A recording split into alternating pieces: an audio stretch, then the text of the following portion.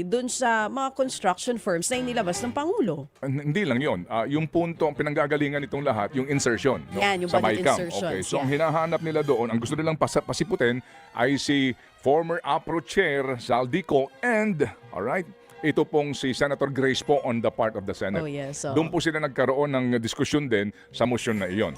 Tingin ko ho naman, may basis yun kasi nga, sabi nga, we have to address first the elephant in the room.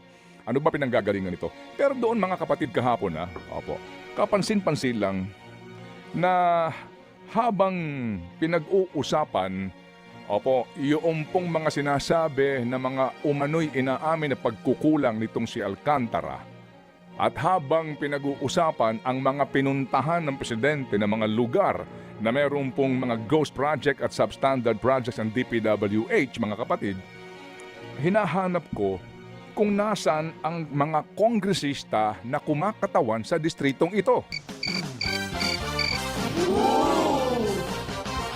Nasaan? Kasi Nasaan? pinag-uusapan yung mga flood control project sa district mo eh. Hindi nyo napansin? Hindi ba? Kasi pinag-uusapan yung ghost project sa district mo. Pinag-uusapan yung district engineer sa district mo. Pinag-uusapan ng iba't ibang mga proyekto na umano'y problemado sa distrito mo. Bakit wala doon ang kinatawan ng first district? Ano ba ang sakop ng first district?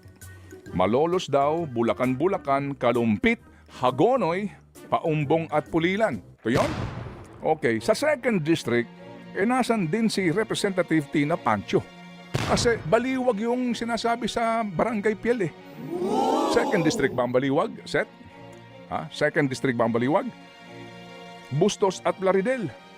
Yung first district nga po, kinakatawan ni Danilo Domingo, ni Daddy kung tawagin.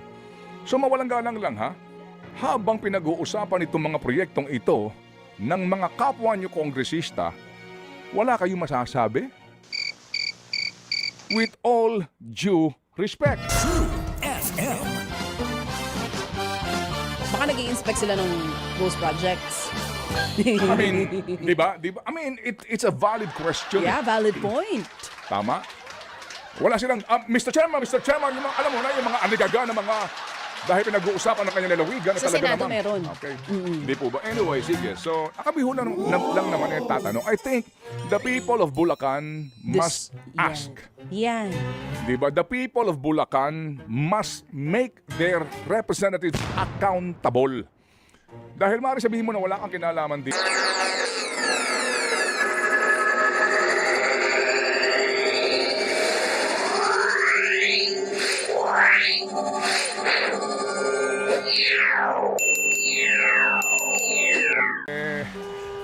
Magmula dito sa napakalayong lugar ng Reliance at Sheridan hanggang dyan po lamang sa area po ng Corinthians sa EDSA, 1 oras ang biyahe. Oo nga. Aberya. May aberya sa kalsada. Alright, opo. Merong sasakyan na bumangga dun sa gilid. May bike lane area. Opo. Naunawaan po natin, may mga bagay talaga na kung minsan ay nakapagpapainit sa ating ulo. Naunawaan natin ito mga gantong mga sagabal, pero ang hindi ko maintindihan, ito pong mga taga-MMDA na itich. Ay nako, sabi ko nga, ito ho ang ating uri po ng governance sa ating pong bansa. Sorry po. At talaga namang hindi na natin mapipigil na mapansin din ano ba silbi ng ilang mga tauhan ito ng gobyerno. Dito po sa pangangasiwa po ng traffic. Kahapon po meron lang meron lang pong bumangga doon sa mga barrier. Pero Panginoon Diyos talaga naman yung mga nagkumpulan ng napakaraming tauhan ng MMDA, nag-uusap sila tapos ganun pa nilang ang kompas kung alam mo yun para lang may sinabing may ginagawa sila. Pero yung mga sinasabi po na pinanggagalingan na po nung gitgitan, hindi sila tumatao doon. Ano pa silbi ng inyong CCTV cameras dyan sa MMDA ay talaga naman. Di na hubali. Sabi nga natin, ano ba ho ba magagawa natin sa mga taong ito? Lalo na sa kanilang chairman na baka abala ho ngayon sa mga pelikulang ihahatid sa Metro Manila Film Festival. Okay, ngayon. Oo, Sige. nakita ko Sorry din po, kahapon Sabi ko, imbis magmando ng traffic, sila ang dahilan ng traffic. Oo. Tama. Mismo. Hindi Di ba? Oh, sila po Imbis nakaka-traffic. maibsan ang traffic, kayo ang mismong dahilan ng traffic. Kaya nga din, kung Sa gitna pa talaga kayo nag-usap, kinain nyo ulit yung isa pang lane. Opo. At ano pa silbi nito pong CCTV ng MMDA kung hindi nakikita ng kanilang central yung base nila na yung mga nando doon sa gabal ang mga taga-MMDA. Opo, alam niyo ho yun? Sabi nga natin, dagdag lang ho ito sa ating stress Oo ka. Para bagang ito ho ba yung mga bagay hindi na ho natin kayang baguhin. Palagay ko po, ang unang dapat magbago dyan, kanilang chairman. Hoy!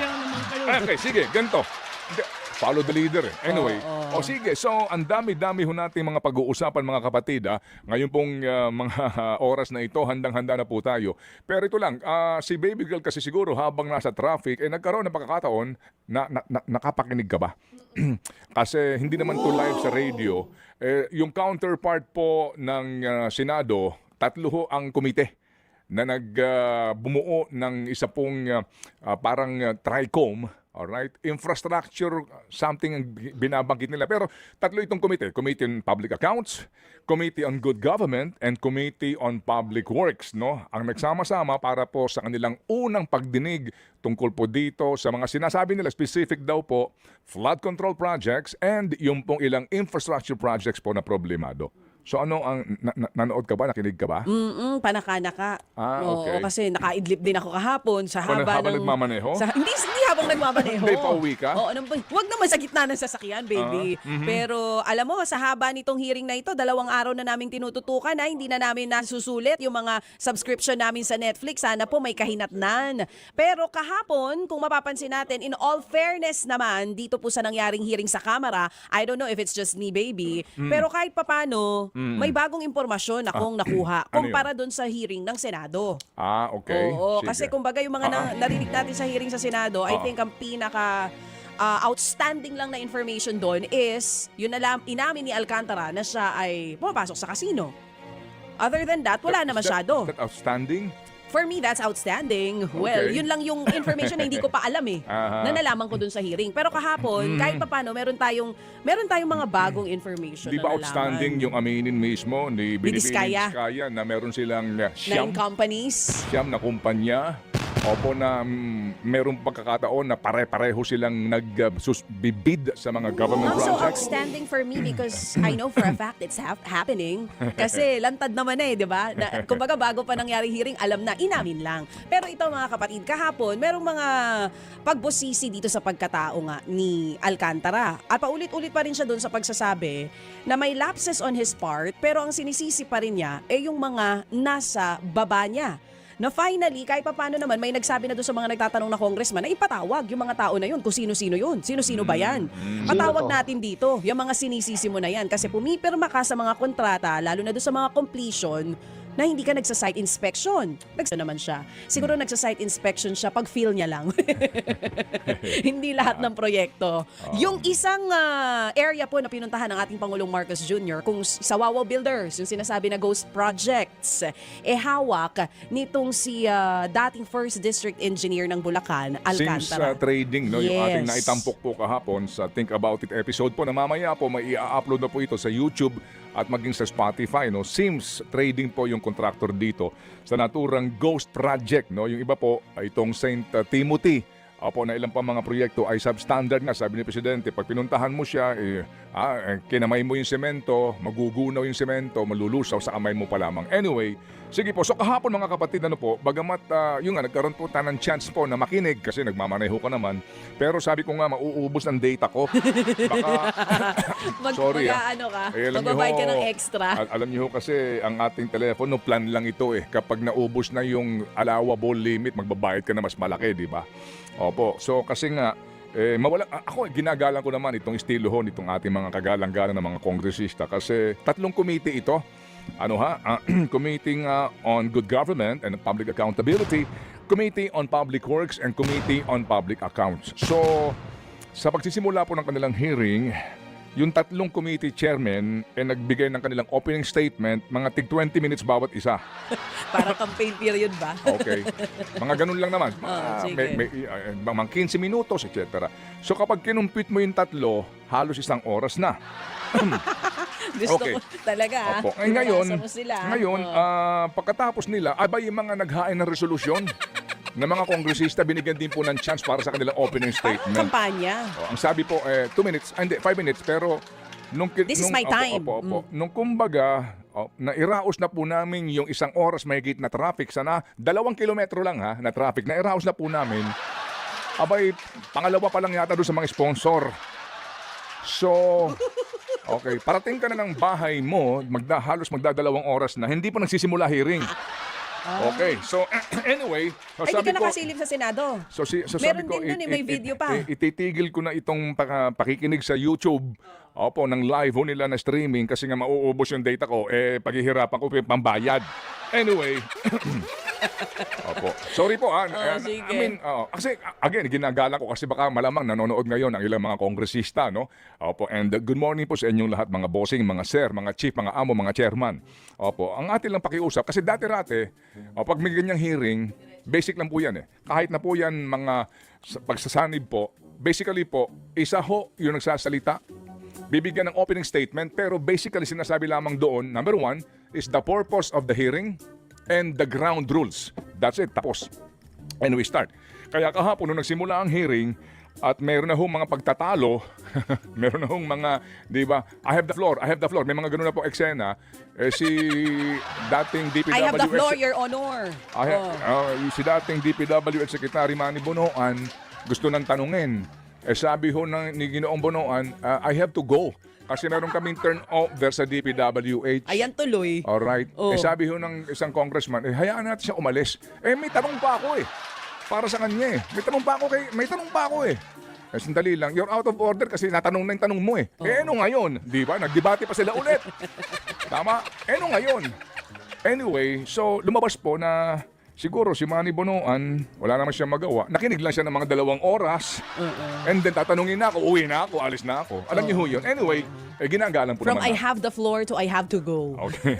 Anyway, sige po. So yan po yung mga eksena. Pero yun nga po, may mga informasyon po naman in fairness na medyo bago and then may mga ilang pong detalye bagamat may mga mabibiting ka din kasi nandun na yung line of questioning pero humihinto at some point, no? But again, in all fairness po naman, may mga klaro po doon kahapon. Opo. At mamaya, pagpapasadahan po natin yan, mga importanteng informasyon. Pero meron lang doong kapansin-pansin sa hearing kahapon. Meron lang akong parang sabi ko, there's someone missing.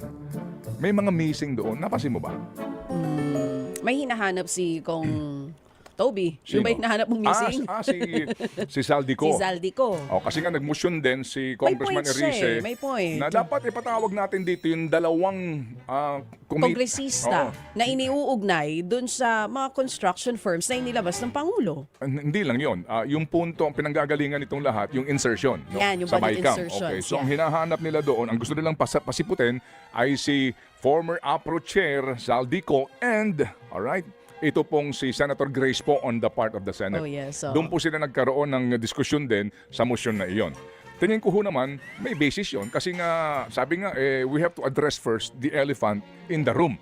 Ano ba pinanggagalingan nito? Pero doon mga kapatid kahapon kapansin-pansin lang na habang pinag-uusapan, yung pong mga sinasabi na mga umano'y inaamin na pagkukulang nitong si Alcantara, at habang pinag-uusapan ang mga pinuntahan ng presidente ng mga lugar na meron pong mga ghost project at substandard projects ng DPWH, mga kapatid, hinahanap ko kung nasaan ang mga kongresista na kumakatawan sa distritong ito.